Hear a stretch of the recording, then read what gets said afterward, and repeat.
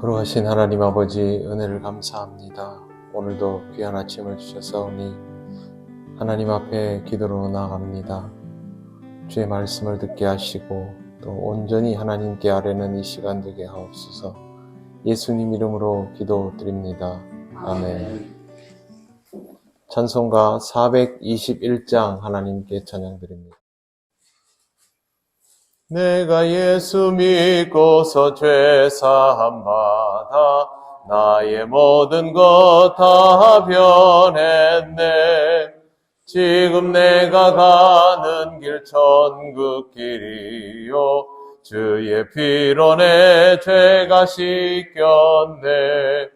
나의 모든 것 변하고 그 피로 구속 받았네. 하나님은 나의 구원 되시오니 내게 정죄함 없겠네. 주님 밝은 빛 되사 어둠에 치니 나의 모든 것 다 변했네. 지금 내가 주 앞에 온전케 됨은 주의 공로를 의지함일세. 나의 모든 것 변하고 그 피로 구속 받았네. 하나님은 나의 구원 되시오니 내게 정죄함 없겠네.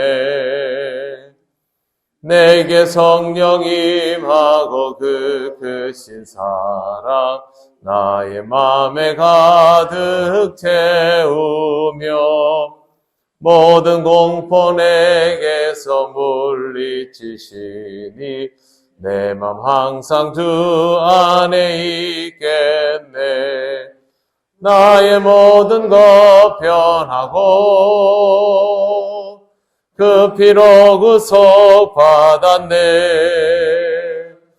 하나님은 나의 구원 되시오니 내게 정죄함 없겠네.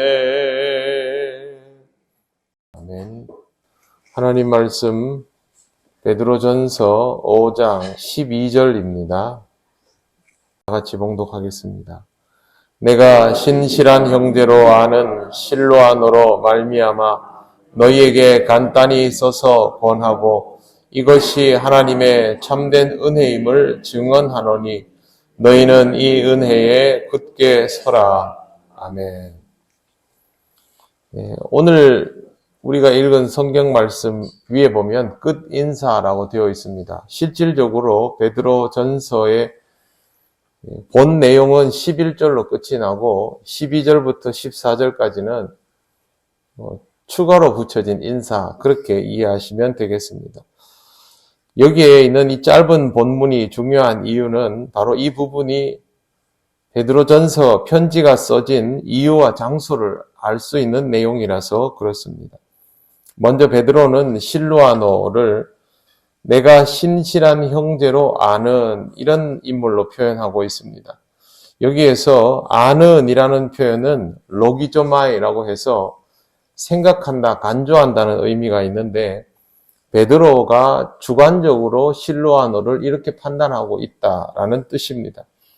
실제로 실로아노는 베드로가 보기에 신실한 정도가 아니라 이 당시 그리스도인들에게 신실한 인물로 알려져 있는 사람입니다. 여기에 나와 있는 신실하다라는 이 표현이 일반적으로 그렇게 평가된다라는 의미를 가지고 있기 때문입니다. 실로아노는 다름 아닌 바울의 2차 선교여행에 동행했던 전도자입니다. 실로아노가 베드로를 어떻게 만났는지에 대해서는 알려진 바 없습니다. 어떻게 해서 베드로의 편지를 대필하게 되었는지도 모릅니다만 실로아노에게는 이 일들이 낯설은 일은 아닙니다. 고린도후서 1장 19절과 데살로니가 전서 1장 1절, 데살로니가 후서 1장 1절에 보면 실로아노가 바울이 편지를 쓸 때도 도왔다라는 것을 알 수 있습니다.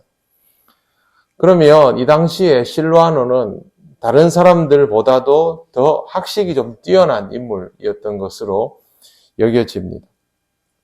이런 인물들의 역할도 굉장히 중요하죠. 우리가 초대교회의 역사를 보고 있으면 대표적인 인물이 바울, 베드로, 요한 이런 인물들입니다. 그래서 실제 서신서들을 보면 바울과 베드로와 요한 계열의 것들로 채워져 있는데 여기에서 이러한 편지들이 더 수려해지고 내용이 더욱 풍성해지고 전달이 더 잘 될 수 있었던 것은 실로아노와 같은 인물의 역할이 아주 중요했다라는 것이죠. 우리가 초대교회에서 놓치고 있는 부분이 바로 여기에 있습니다. 지도자들이 믿음과 신앙적인 열정을 가지고 있다라는 것은 성경에서 볼 수 있지만 실제로 이러한 인물들과 함께 동역해온 실로아노와 같은 인물들에 대해서는 그렇게 주목하지 않고 또한 이 사람들이 가지고 있는 학식에 대해서도 그렇게 주목하지 않습니다. 여러분이 잘 알고 있는 것처럼 바울은 굉장히 뛰어난 사람이죠. 보통은 행동을 많이 하는 열정적인 행동가의 유형들이 성경에 많이 나와 있는 것 같아도 여러분이 성경을 읽으면서 보시면 알겠지만 바울 서신, 베드로 서신, 요한 계열 서신 할 것 없이 엄청난 학식으로 갖추어진 사람들이 쓴 편지입니다. 그냥 우리가 필요할 때 여기저기 소식 전할 때 예를 들어서 보통 목회자들이 다른 교회 목사님에게 안부를 전할 때 묻는 그런 수준이 아니라 이 편지 자체가 교과서 같은 책이 되어 있는 것이죠. 그래서 우리가 지금 이런 것들을 읽으면서도 제가 그동안 여러분들에게 베드로전서를 거의 5장 전체를 한 절씩 한 절씩 하루에 그렇게 읽어도 이 안에 풀어헤치면 굉장히 많은 내용이 들어있을 정도입니다. 그런 이 초대교회의 지도자들이 가지고 있었던 학식이라는 것이 얼마나 뛰어난지를 알 수 있습니다. 하나님의 일은 뜨거운 열정과 행동력뿐만 아니라 이런 학식들이 갖추어져 있어야만 구체적이고 견고한 토대를 가지고 그 다음 세대에 물려질 수 있습니다. 만약 이 부분이 없었다면 지금 우리는 그냥 초대교회 사람들이 가지고 있었던 주관적인 경험들만 전수받아서 신앙생활을 했어야 하는지도 모릅니다.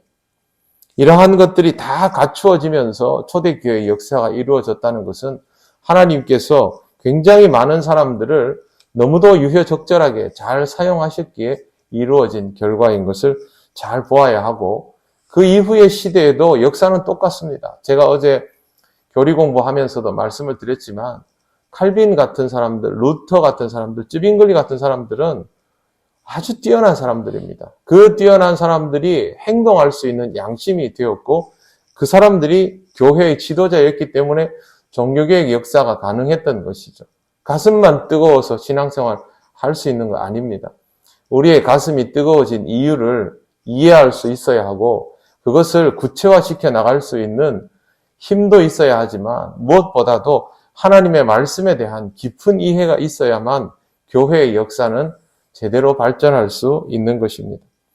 베드로는 끝까지 이 말을 합니다. 오늘 말씀 마지막에 보시면 이것이 참된 은혜임을 증언하노니 베드로가 지금까지 이야기했던 내용들이죠. 압축을 하면 그리스도를 위하여 고난을 받을 것과 현재의 고난을 소망 가운데 믿음으로 인내하는 것이라 할 수 있습니다. 성도로 고난당하고 이것으로 소망 가운데에서 인내하는 이 삶 자체가 은혜다라고 베드로는 계속 말해왔습니다. 이렇게 고난을 받는 것이 하나님의 은혜일 수 있는 이유는 다른 데에 있지 않습니다. 이 가운데에서 하나님의 보호와 인도가 일어나고 하나님의 보호와 인도를 받는 사람은 소망을 가지게 되기 때문에 이 소망을 통해서 만나게 되는 하나님의 역사가 전부 은혜로 다가온다라는 것. 그렇기 때문에 고난이 하나님께서 주시는 은혜의 통로가 된다라는 것을 베드로는 계속 말해 주었던 것입니다. 그리스도인이 가지고 있는 소망, 하나님을 향한 소망은 하나님이 은총으로 주신 것에 대한 작용입니다. 하나님이 아무것도 하지 않는데 그리스도인들이 소망을 붙들고 갈 수는 없습니다. 하나님께서 주셨기 때문에 이 소망의 끈을 붙잡고 가게 된다면 언제나 하나님께서 함께 하시는 그 사건에 주목해라. 그래서 마지막에 보시면 너희는 이 은혜에 굳게 서라. 그렇게 베드로가 권면하고 있습니다. 이 은혜 가운데 고난이라는 기반이 갖추어져 있는 것이죠. 그러므로 사랑하는 성도 여러분, 여러분의 삶 위에 하나님의 은혜가 임하는 것을 소망으로 기다리시고, 그리고 은혜가 주어지면 이 은혜 위에 굳게 서시기를 바랍니다. 그리스도인의 인생은 다른 사람들보다 편하고 좋아서 복된 것이 아니라 다른 사람들과 똑같은 상황 속에서 하나님의 역사하심이 경험되기 때문에 복된 것입니다. 이 복됨을 여러분은 귀히 여기고 앞으로도 소망 가운데 긍정적으로 하루하루를 살아가시기를 바랍니다. 기도드리겠습니다. 하나님 감사합니다. 우리에게 주신 귀한 삶의 의미를 알게 하시고 또 이 가운데 늘 소망을 붙들고 살아갈 수 있도록 인도하여 주신 것을 감사를 드립니다. 어떤 시대에도 우리에게 소망이 있었음을 다시 한번 떠올리며 앞으로의 시간에도 하나님의 은혜가 우리에게 있어서 소망의 끈을 놓지 않고 살아갈 수 있게 되기를 간절히 바랍니다. 우리 통영교회 모든 성도들의 삶이 이와 같이 하나님의 은혜를 갈망하며 살아가게 하시고 은혜를 풍성히 누리게 하옵소서. 오늘도 우리 통영교회 모든 성도들의 삶이 하나님의 은혜 가운데에서 복되게 이어져 가기를 간절히 바라오며 예수님 이름으로 기도드립니다. 아멘. 하늘에 계신 우리 아버지, 아버지의 이름을 거룩하게 하시며 아버지의 나라가 오게 하시며 아버지의 뜻이 하늘에서와 같이 땅에서도 이루어지게 하소서. 오늘 우리에게 일용할 양식을 주시고 우리가 우리에게 잘못한 사람을 용서하여 준 것 같이 우리 죄를 용서하여 주시고 우리를 시험에 빠지지 않게 하시고 악에서 구하소서. 나라와 권능과 영광이 영원히 아버지의 것입니다. 아멘.